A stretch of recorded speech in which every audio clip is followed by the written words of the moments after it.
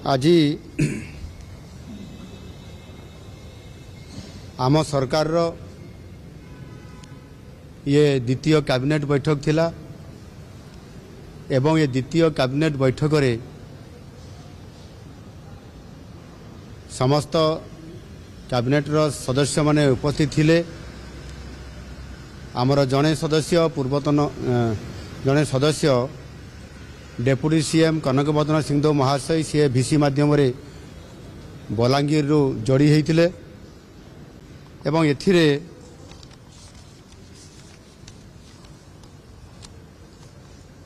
पांचटी प्रस्ताव थिला एवं ये पांचटी प्रस्ताव आज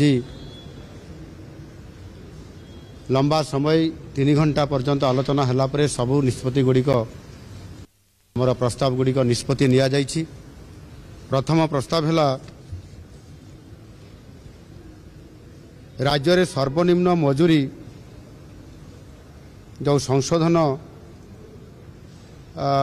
करिवार आवश्यकता थिला ताहा आज निष्पत्ति क्रमे आज ताकू संशोधन करा जाइछि।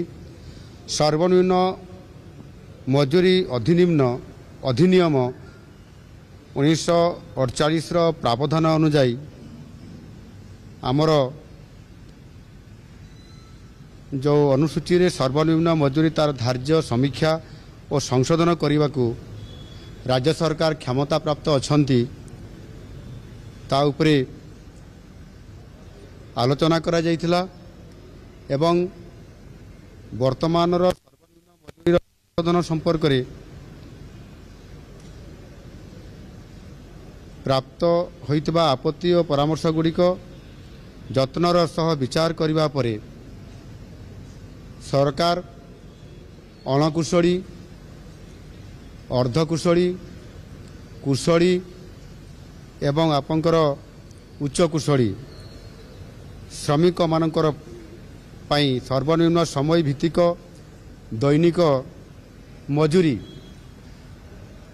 जहाँ पूर्व थिला यथाक्रमे आपंकर 352 टंका थिला ता 450 टंका को वृद्धि करिया पई आज निष्पत्ति निया गला।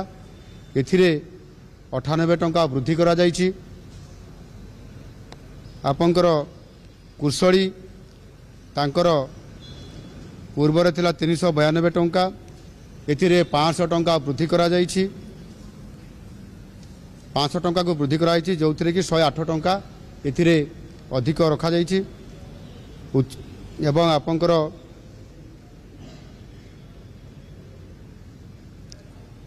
उच्च कुशली जहाँकि आपंकर 442 टंका थिला ताकू 500 टंका को वृद्धि करा जाइछि। एथिरे 108 टंका वृद्धि होइछि एवं अति बा उच्च कुशली जहाँकि आमर 502 टंका थिला ताकू 600 टंका को वृद्धि करा जाइछि। एथिरे 98 टंका वृद्धि होइछि एवं याकू सर्वशेष संशोधित खंडभित्तिक सर्वनिम्न मजूरी हार को यह एक्चुअली 25% वृद्धि करा जाइछि।